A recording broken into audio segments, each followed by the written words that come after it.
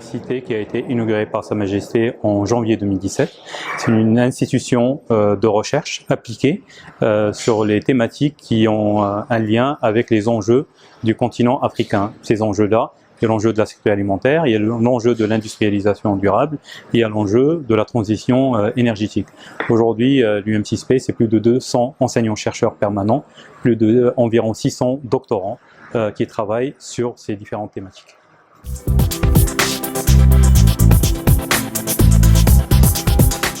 Les principaux enjeux de cette énergie-là sont premièrement la production, la réduction du coût de la production de l'hydrogène vert.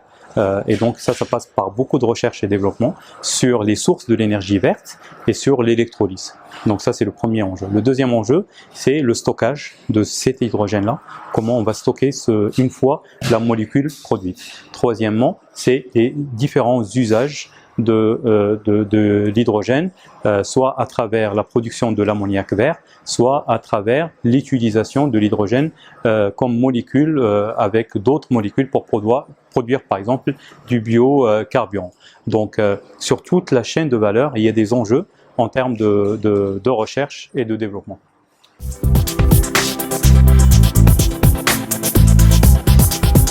Nous sommes en train de travailler via plusieurs laboratoires sur plusieurs sujets. Donc il y a la thématique de l'amélioration de la production au niveau de l'énergie verte, que ce soit les panneaux photovoltaïques, que ce soit les éoliens ou la partie hydroélectrique. Deuxièmement, nous travaillons sur les matériaux qui vont permettre un coût du stockage plus bas.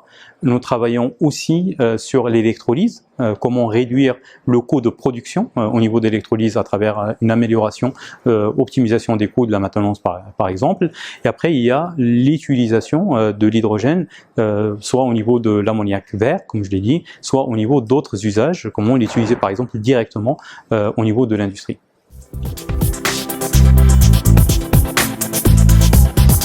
Je vais illustrer par deux exemples. Donc le premier, c'est dans l'industrie. Donc le continent africain est appelé à renforcer ses capacités industrielles. L'avantage que nous avons avec l'hydrogène, c'est que dès le départ, on peut imaginer une industrie décarbonée. Aujourd'hui, on parle beaucoup de décarbonisation, d'une industrie qui émet beaucoup d'émissions. Le continent africain va pouvoir disposer d'un outil industriel décarboné grâce à cette énergie-là. Le deuxième usage, c'est dans le domaine de l'agriculture. Donc l'hydrogène peut être utilisé pour produire de l'ammoniac vert. L'ammoniac vert permet en fait de produire des fertilisants verts.